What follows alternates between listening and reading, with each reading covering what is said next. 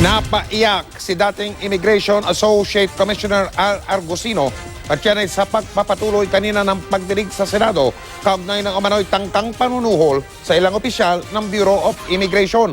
Nakuna ng CCTV yung umano'y transaksyon na yon.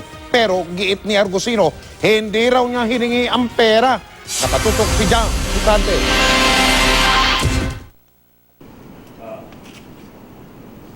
Sa kuha ng CCTV sa isang resort casino sa Parañaque, makikita ang isang papasok na lalaki na may hawak na dalawang malaking paper bag.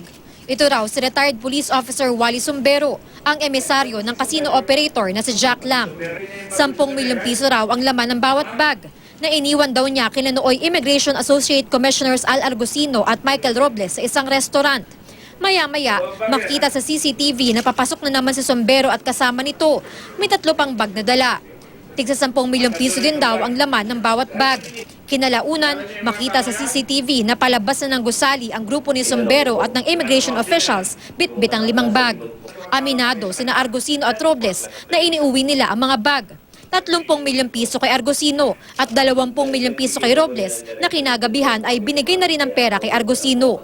Pero giit ng dalawa, hindi sila tumanggap ng pera para sa pansarili nilang interes. Napaiyak pa nga si Argusino habang pinapaliwanag na hindi niya hiningi ang pera. Nang nagpupumilit na si Sumbero, tinanggap na rin daw niya ito. Pansinin niyo ho, hindi ko malang hinawakan yung bags na yan, Your Honor. Siya ho ang nagdala. Ngayon, kung may pagkakamali ho ako, ay yung pumayag ho ako mailagay ito sa aking kotse. Pero sinabi ko nga ho sa kanya nung nasa elevator kami, sige na dyan na yan, kunin nating ebidensya. Pasensya na ho kayo dahil ang feeling ho ng publiko. Alright, Senator Escudero. Just a manifestation. Yeah, please go ahead. Just a manifestation, Mr. Chair. This is a corruption ng public official, Your Honor. Walang nagpa-file kay Jack Lam. For the first time, Your Honor, Sabi ni Robles, sumama lang siya sa pulong noong November 26 dahil nagpasama si Argusino na kanyang fraternity brod. Nagtiwala raw siya sa sinabi sa kanya ni Argusino na iniimbestigahan ito si Jack Lam. Hindi naman daw niya narinig si Argusino na humingi ng pera mula kay Sumbero. Isabihin ko lang po ano yung nalalaman ko. Kung hindi man po paniwala na wala akong alam, napakahirap po naman sabihin sa inyo na alam ko to para lang masatisfy ko mga gusto ng mga makarinig.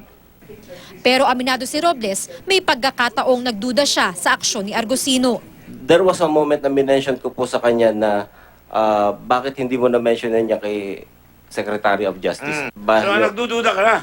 Opo. Kuno? Nagdududa na po talaga ako dahil hindi ko po malaman kung bakit nagbigay ng ganong kalaking pera.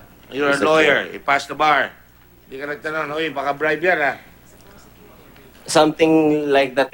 Pagdating ng Disyembre, kinausap daw sila ni nooy Immigration Intelligence Chief Charles Calima Jr. para sabihing alam niya ang nangyaring bayaran.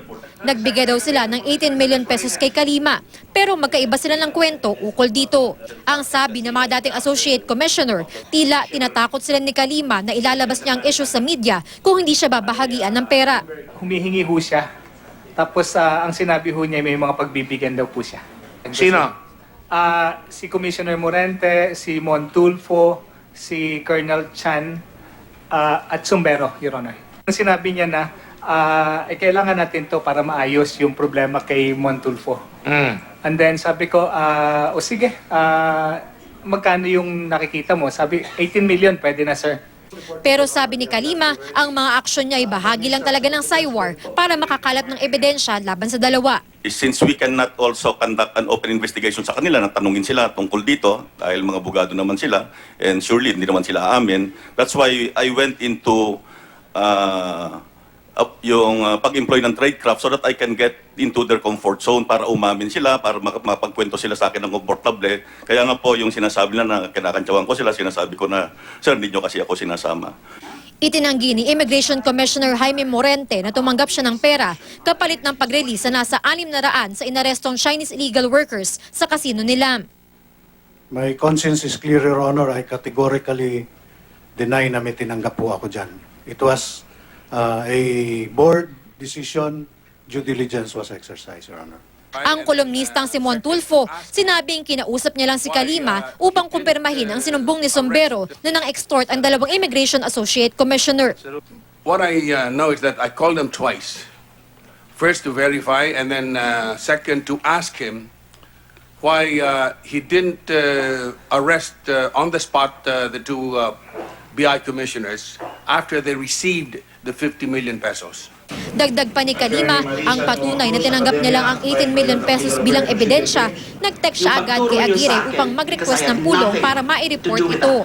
Kinumpirma naman ni Aguirre na humingi si Kalima ng pulong sa kanya. He wanted to meet me, explain to me, because he said that I've been receiving so many unverified accusations against him. I said, yes, I'm going to meet you.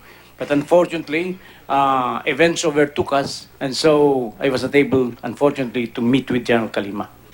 Itinanggi din ni Aguirre ang paratang ni Senador Antonio Trillanes IV nang matagal na niyang alam na may illegal na operation si Jack Lam sa Fontana Leisure Park sa Clark dahil nagsilbi siyang Chief Legal Counsel ng Clark Development Corporation.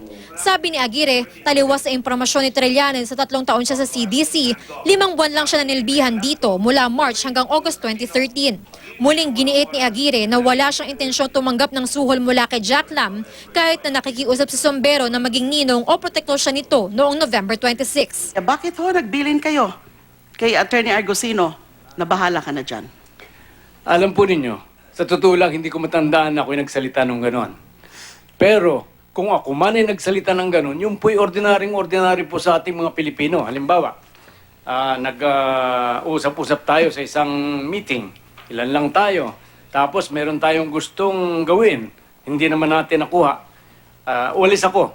Bahala nga kayo dyan. Ganun lamang po yun. Attorney Walang Argusino. mali siya po doon. Hindi na naman dumalo si Sombero sa pagdinig kanina kahit na sinabi na ito ng Senado. Under medical observation pa rin daw kasi ito sa Singapore.